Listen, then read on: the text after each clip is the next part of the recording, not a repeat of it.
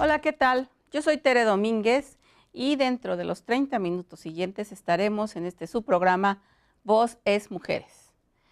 Les recuerdo que estamos transmitiendo desde el canal 49 de televisión y las 4 repetidoras de radio del Instituto Morelense de Radio y Televisión. Y el tema de hoy será la estrategia que el gobernador Graco Ramírez nos ha pedido implementar en torno a determinados decretos que han sido enviados al estado de Morelos por la Secretaría de Gobernación de cero tolerancia a la violencia. Y nuestra invitada es una invitada a quien yo reconozco como una mujer muy valiosa al interior del gobierno del estado, al interior de una de las áreas más interesantes que tiene esta administración pública de la entidad, que es la Fiscalía del Estado. Ella es la licenciada Adriana Pineda Fernández, quien es la fiscal especializada contra el secuestro y extorsión. Es una mujer que por primera vez detenta ese cargo y pues aprovecho que estamos frente a la opinión pública para darle una gran felicitación porque este cargo es muy importante, pero también muy complejo por todas las aristas que presenta en su desempeño. Gracias por estar el día de hoy con nosotras y con nosotros, Adriana. Muchas gracias, Tere. Para mí es un privilegio, la verdad, estar frente a ti, frente a todo tu auditorio, porque creo que la manera en que podemos comunicar las acciones de gobierno es un foro donde podamos charlar de manera abierta sobre los temas que atañen al tema de la violencia. Muchas gracias. Y bien, pues entremos en materia. Antes de que yo le haga preguntas específicas, me gustaría que nos hablara de qué es esta Fiscalía Especializada, qué atiende y en dónde se encuentra. Bueno, la Fiscalía Especializada contra el Secuestro y la Extorsión fue creada en el año 2014, a partir de que se da la transformación de Procuraduría a Fiscalía. Se crea esta área para poder atender los 2 delitos de mayor impacto en el Estado, que entraña pues desde luego una violencia muy específica hacia las personas que resienten la conducta, que son pues las víctimas. Entonces se crea en marzo del año 2014 y a partir de entonces empezamos nosotros a operar con una unidad especializada ya renovada para poder nosotros brindar atención a todas las víctimas de secuestro y extorsión.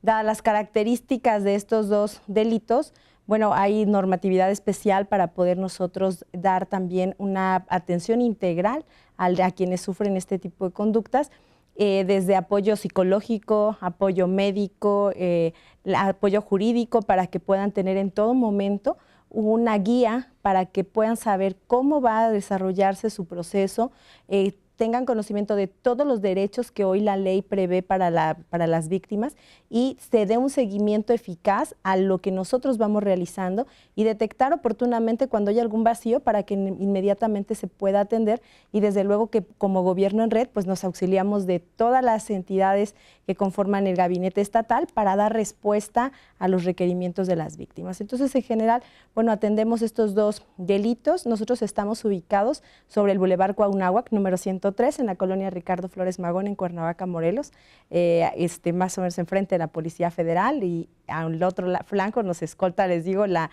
Procuraduría General de la República. Y ahí estamos a sus órdenes, tenemos atención 24 horas del día y nosotros tenemos competencia estatal, es decir, que si un delito de estos ocurre en algún punto, cualquiera que sea del Estado, pueden acudir con nosotros para la atención inmediata. Muy bien, muy interesante. Repito, es una de las áreas nuevas que se crea a partir de que el Congreso le aprueba al señor gobernador la propuesta para modificar la estructura de la antes Procuraduría, hoy Fiscalía General del Estado. Adriana, ¿cómo ha enfrentado esta Fiscalía esta campaña de cero tolerancia hacia la violencia? Bueno, el reto principal que tenemos como Fiscalía Especializada es generar eficacia en el combate a los delitos que son cometidos. Cuando nosotros recibimos a una persona es porque el delito ya se cometió, ya no podemos entrar en el planteamiento de la prevención, pero el efecto que produce nuestro trabajo va a generar posteriormente la prevención cuando nosotros logramos combatir la impunidad a través de sentencias condenatorias que obtenemos mediante los juicios orales.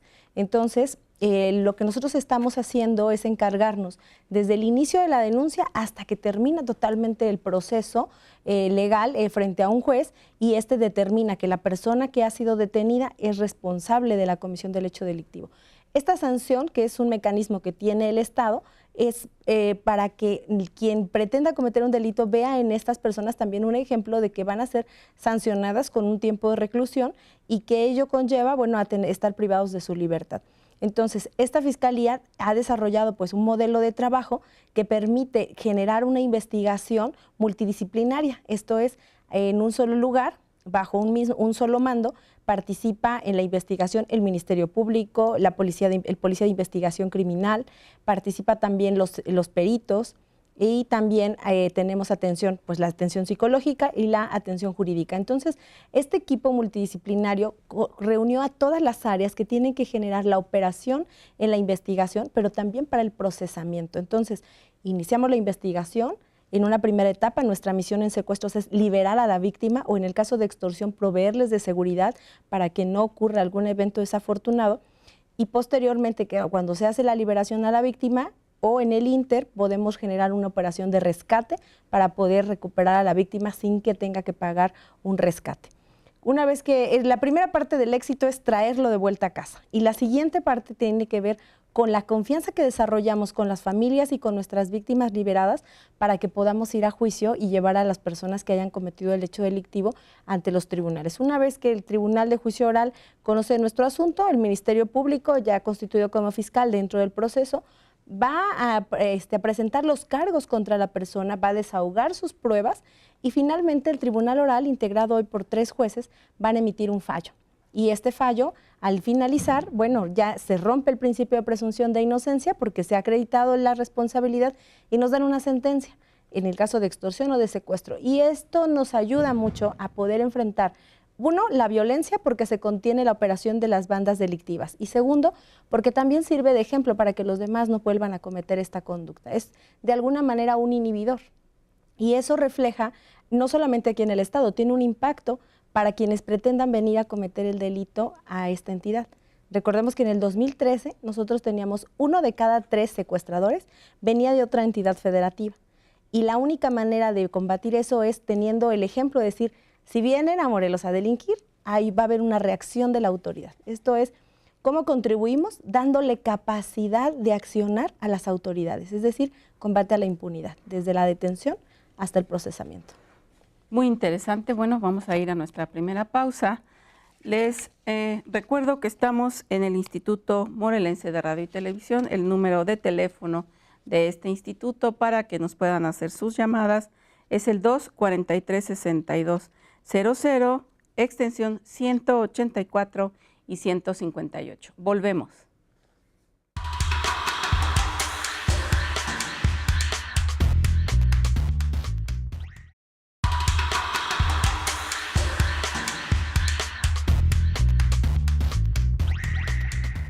Ya volvemos a su programa Voz es Mujeres. Yo soy Tere Domínguez. Les recuerdo las redes sociales de este Instituto Morelense de Radio y Televisión. Y obviamente de nuestro programa. El Facebook es Voz Es. Y en Twitter estamos en @voz_es. Y el correo electrónico es voz-es@hotmail.com. Seguimos platicando con la licenciada Adriana Pineda Fernández, quien es la fiscal especializada contra el secuestro y extorsión de la Fiscalía General del Estado. Adriana, tú eres la primera mujer que encabeza esta fiscalía que atiende delitos de alto impacto, ¿sí? Porque el secuestro y la extorsión son uno de los males que ha vivido el Estado de Morelos y de los que todos estamos pues tratando de evitar. A quienes no nos ha tocado y a quienes les ha tocado pues quedan con algunas secuelas. ¿Qué ha pasado en esta fiscalía cuando atiendes a los ciudadanos? ¿Cómo haces para que ellos sean tratados con igualdad de condiciones, con una visión de género y con una visión de derechos humanos, con un enfoque de derechos humanos en todo este proceso, en todo lo que ya nos platicaste, después cuando la víctima ya resolvieron su asunto, la deuda que tenía el delincuente con ella. ¿Cómo le dan seguimiento a ellos con estos aspectos? Bueno, se cambió totalmente el modelo de operación. A partir también de que se creó la Coordinación Nacional Antisecuestro como una estrategia para combatir el delito en todo el país, se determinó un modelo de trabajo.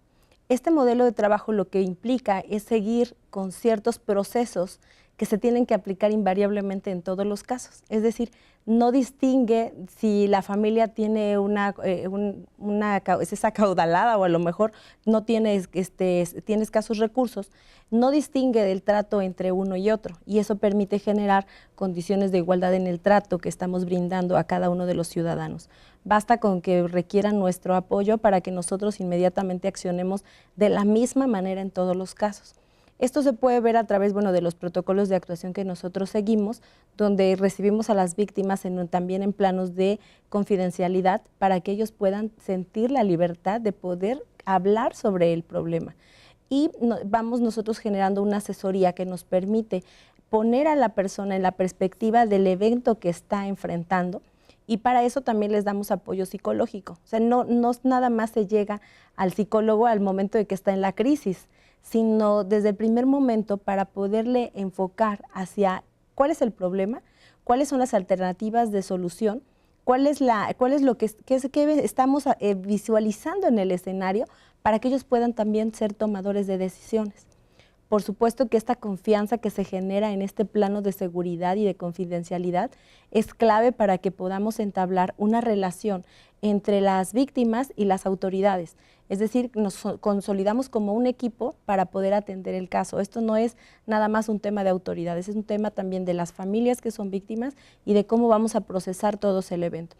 Inclusive las autoridades somos víctimas en tercer nivel, porque evidentemente también resentimos toda esa violencia verbal que se va gestando y todo lo que acontece en torno a las operaciones tácticas que llevamos a cabo para liberar a una víctima.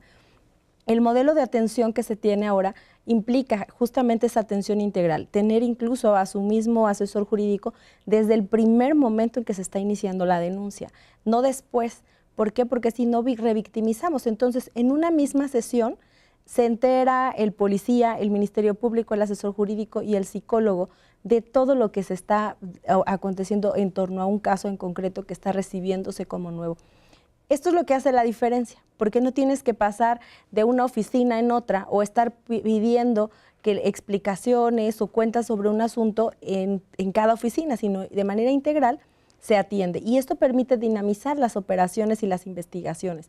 Cuando tenemos esa confianza, obtenemos más información y podemos tener la oportunidad de resolver los casos en horas. El caso más rápido que hemos podido liberar a una persona en un operativo ha sido de 3 horas. Y eso ha sido, pues por las condiciones de la información que se va generando de manera inmediata. Y ese es el reto, atender de manera inmediata. Muy bien. ¿Y cómo mides tu trabajo en resultados? ¿Cómo sabes si vas bien? ¿Cómo sabes inclusive qué tanta aceptación tiene la sociedad de ese tipo de programas? Porque pues cuando somos un ciudadano de a pie o una ciudadana, pues es muy difícil que nos acerquemos a la Fiscalía, que confiemos en la autoridad del Ministerio Público y todo lo que implica llegar a esa institución.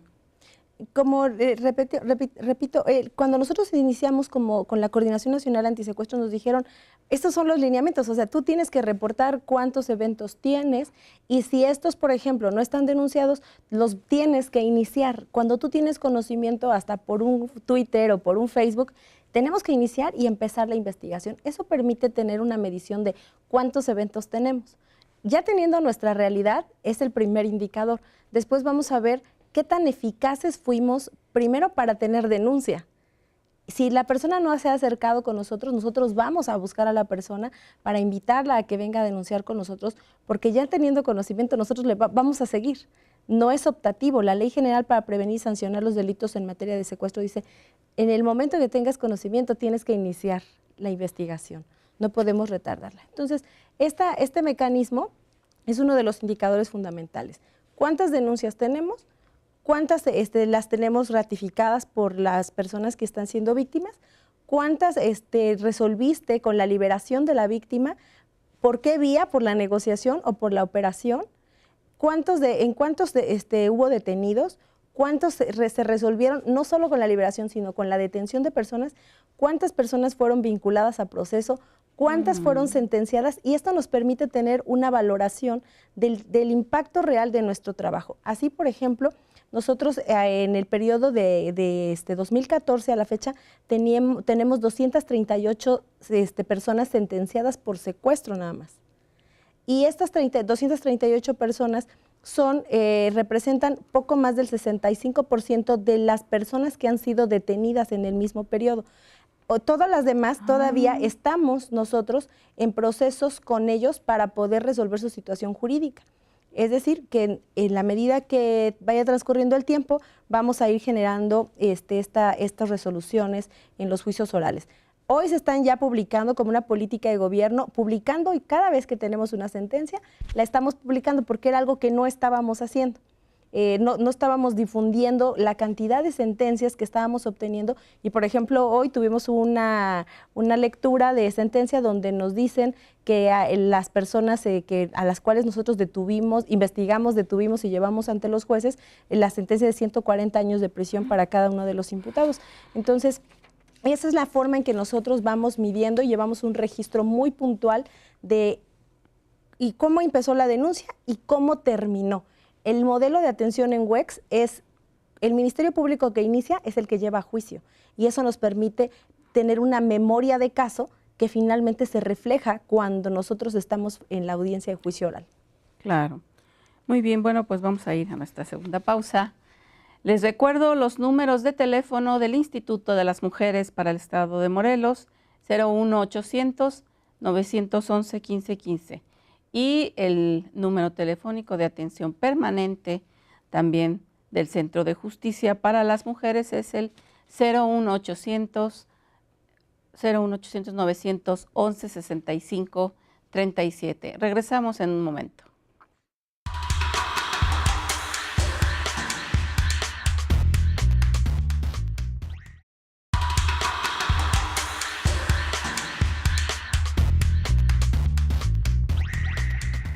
Ya estamos nuevamente en su programa, Voz es Mujeres. Los números telefónicos del Instituto Morelense de Radio y Televisión, 243-6200, extensión 184 y 158. Les recuerdo que estamos platicando de la Fiscalía Especializada contra el Secuestro y Extorsión, y su titular es la licenciada Adriana Pineda Fernández. Adriana, me estabas hablando de cifras comparativas y me estabas diciendo que hoy tienes un registro completo, ¿sí? ¿Por qué consideras que no hay esta memoria o esta experiencia de administraciones anteriores? Esto es bien importante, porque entonces tú tienes ya un diagnóstico del comportamiento social y puedes implementar una política pública mucho más efectiva. Lamentablemente no puedes tener el comparativo porque las carencias que llegaste que encontraste cuando llegaste a esa área.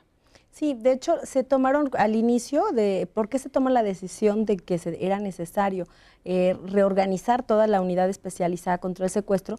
Se toma porque al inicio solamente había 4 ministerios públicos y 16 policías para atender, por ejemplo, en el año 2009, los 92 casos de secuestro.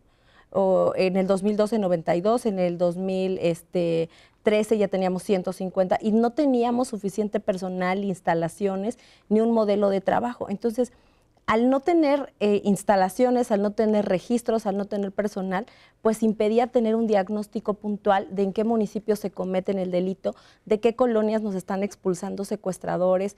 Por ejemplo, hay lugares donde nosotros hemos tenido marcado que de ese lugar hay varias gente que se dedica al secuestro.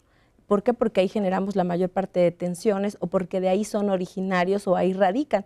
Eso a nosotros nos genera una alerta porque permite también a las diferentes áreas de gobierno poner atención en la parte de desarrollo social para saber qué es lo que está provocando en tal colonia que ocurra este fenómeno. Lamentablemente no tenemos esos registros. Hoy todo tiene se documenta para poder nosotros generar ciertamente esa política pública que incida en las decisiones, por ejemplo, en el área de seguridad pública, donde se tiene que reforzar presencia policial, donde el área de educación tendría que estar enfatizando sus esfuerzos para poder generar un desarrollo de adolescentes para evitar que sean incorporados a la fila de una organización delictiva. Claro. Entonces, este tipo de registros permite visualizar lo que antes no sabíamos, en dónde están, quiénes son, por qué están delinquiendo. Es decir, no solamente estamos tratando a la persona que delinque como la persona que está siendo responsable de un evento delictuoso, sino de dónde viene, qué está haciendo, por qué llegó a delinquir, cómo fue evolucionando en el terreno delictivo, porque algunos de ellos nos dicen, yo empecé con drogas, después empecé con robos, después pasé a robo de vehículo, después empecé a extorsionar y finalmente llegué al secuestro. Entonces, esa evolución delictiva que van teniendo, la vamos focalizando nosotros al entorno donde ellos están desarrollando. Entonces, sí es muy importante tener estos registros y desafortunadamente no se tenían al pasado. Esto se ha generado a partir de la decisión que se toma desde el Plan Estatal de Desarrollo de crear estas áreas, de modernizar la Fiscalía y de poder crear estos indicadores que hagan visible lo que como sociedad estábamos ciegos hace tiempo. Entonces, ahorita, por ejemplo, para decir, bueno, hay una reducción del 80% del secuestro respecto a los años 2014 y del 85% respecto al 2013, se puede medir, y se puede medir porque está documentado, porque hay un seguimiento, pero antes no se podía hacer. Incluso hay un registro del año 2008 que la autoridad anterior ni siquiera reportó un solo secuestro. Y nosotros evidentemente sí tenemos carpetas de investigación iniciadas en esa temporalidad, pero omitieron informarle al Sistema Nacional esa condición. Entonces, ahora nosotros tenemos todos los registros y vamos a hacer objeto también, junto con las unidades antisecuestros de Nuevo León y de Puebla, vamos a hacer objeto de un análisis por parte del Observatorio Nacional Ciudadano para que se creen esos indicadores que permitan generar un modelo nacional para que todas las UECs del país operen de la misma manera. Entonces, el que nosotros seamos tomados como un referente para esa acción es algo que es muy positivo porque hemos estado creando pues las bases para poder visibilizar lo que antes no teníamos. Claro, muy interesante, y esto es importantísimo que usted que está desde su casa viendo este programa lo sepa. Y Adriana, ¿cuál es la propuesta del área en la que te desempeñas para concretar trabajos hacia la política de cero tolerancia de la violencia en contra de las mujeres, a que nos convoca el gobernador Graco Ramírez a atender? ¿Cómo inducen ustedes, sí, al buen trato desde el Ministerio Público, desde los servicios periciales? Obviamente la Policía de Investigación es fundamental porque pues muchas veces, hasta miedo presentaba la gente frente a ellos. ¿Cómo hacen ustedes para socializar a ese personal que se ve tan lejano de la sociedad y que al final es tan ciudadano y ciudadana como tú o como yo? Bueno, un aspecto fundamental ha sido también redignificar a los compañeros. Cierto es que es muy estigmatizado el hecho de que dicen, eres policía de investigación criminal, eres como el equivalente a una persona no honesta. Lo que se hizo aquí, primero que pidió el gobernador fue, vamos a hacer todos los exámenes de control de confianza en el Centro de Investigación y Seguridad Nacional, pasemos por ese filtro de control y una vez que estén aprobados, solo los aprobados se pueden quedar. Y esta gente que se queda, también se le dio un estímulo económico a incrementar su nivel salarial, pero también les dimos oficinas dignas y también empezamos por tratarlos a ellos de una manera diferente. Porque nosotros no podemos pedir que ellos den un trato digno si nosotros tampoco los estamos tratando con la dignidad que ellos merecen. Entonces, eso sensibilizó, pero también sensibilizó el hecho de tener permanencia laboral en un área. ¿Por qué? Porque entonces cada quien, de repetir los procesos que están ellos en condiciones de llevar a cabo conforme a la ley, de repetir, de generar experiencia, de generar el compañerismo que también tiene que haber en una unidad de trabajo, hizo que cada uno también se vaya comprometiendo, porque entendieron que si la policía no se comunica con el Ministerio Público, hay pérdida de información. que si el perito no interviene, no nos puede dar su opinión técnica para orientarnos en un proceso de investigación. Entonces, si nosotros no le damos una atención de calidad a la víctima, no va a ir a juicio con nosotros. El éxito nuestro en los juicios es justamente esa calidez con la que tenemos que atender. Entonces hay dos palabras que siempre les digo, calidad y calidez. No podemos nada más llegar y tratar a las personas con un protocolo y decir, vas a hacer A, B, C, D. Hay que darle también su tiempo, su trato, un trato amable que permita a ellos sentirse en confianza. Eso a la postre ha resultado en algo muy positivo. Nosotros hemos ido a reuniones con muchos sectores sociales y cuando presentamos los trabajos y los testimonios que hemos grabado de las víctimas que refieren el trabajo que hemos hecho, se levantan y de verdad que muchas veces nos han gritado son ángeles y eso es algo que les reconforta a los compañeros.